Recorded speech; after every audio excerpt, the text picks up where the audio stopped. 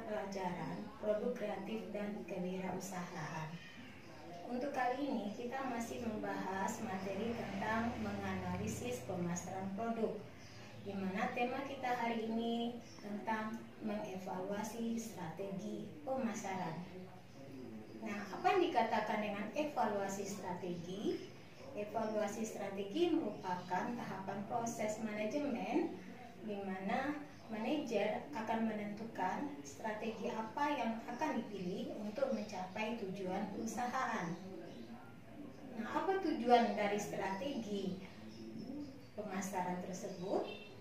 Nah, tujuannya adalah yang pertama untuk mengkaji landasan strategi pemasaran, yang kedua untuk membandingkan hasil yang diharapkan dengan kenyataan yang kita hadapi sehari-hari, dan yang ketiga untuk mengambil tindakan korektif untuk memastikan bahwa kinerja sudah sesuai dengan yang kita rencanakan. Dalam melakukan evaluasi strategi pemasaran, kita harus memperhatikan hal-hal berikut ini. Yang pertama ada kita sebut dengan evaluasi return of investment, di mana tujuannya adalah untuk melihat apakah uang yang sudah diinvestasikan atau dikeluarkan oleh pemimpin atau pemilik perusahaan untuk melaksanakan strategi pemasaran tersebut benar-benar menghasilkan keuntungan bagi perusahaan atau tidak. Yang kedua yang harus kita perhatikan, itu adalah membandingkan strategi marketing dengan kompetitor. Nah, hal ini bertujuan untuk melihat respon dari masyarakat terhadap produk yang kita hasilkan. Kemudian yang ketiga ada kita sebut dengan kelengkapan strategi dan rencana marketing. Nah, hal ini bertujuan untuk mengurangi risiko kegagalan dari rencana yang sudah kita susun sebelumnya. Dan yang terakhir, keempat, itu adalah respon konsumen terhadap produk yang kita hasilkan tadi, apakah positif atau negatif. Nah, apa alasan perusahaan melakukan evaluasi strategi pemasaran? Yang pertama itu adalah karena adanya perubahan kondisi dan situasi pasar, serta karena ada perubahan perekonomian. Yang kedua, karena semakin rumit dan kompleksnya aktivitas perusahaan, maka dibutuhkan suatu kontrol yang lebih baik.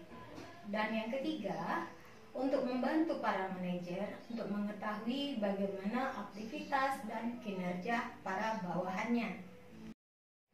Apa keuntungan yang diperoleh oleh perusahaan pada waktu melakukan evaluasi strategi pemasaran ini?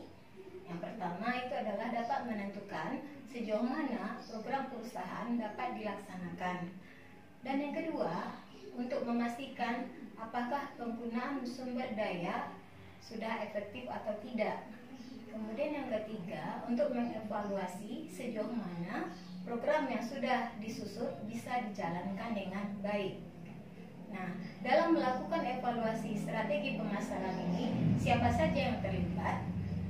Yang pertama ada kita sebut dengan pemegang saham, yang kedua dewan direksi, yang ketiga kepala divisi, dan yang keempat itu adalah sekretaris perusahaan. Dari materi di atas dapat kita simpulkan bahwa evaluasi strategi yang efektif memungkinkan sebuah organisasi perusahaan untuk memanfaatkan kekuatan internal bagi perkembangan usaha, serta menangani berbagai kelemahan dari ancaman yang dapat melumpuhkan kegiatan usaha. Dan kedua, bahwa evaluasi strategi memungkinkan organisasi membuat keputusan jangka panjang yang efektif dan mengambil tindakan secara korektif bila diperlukan.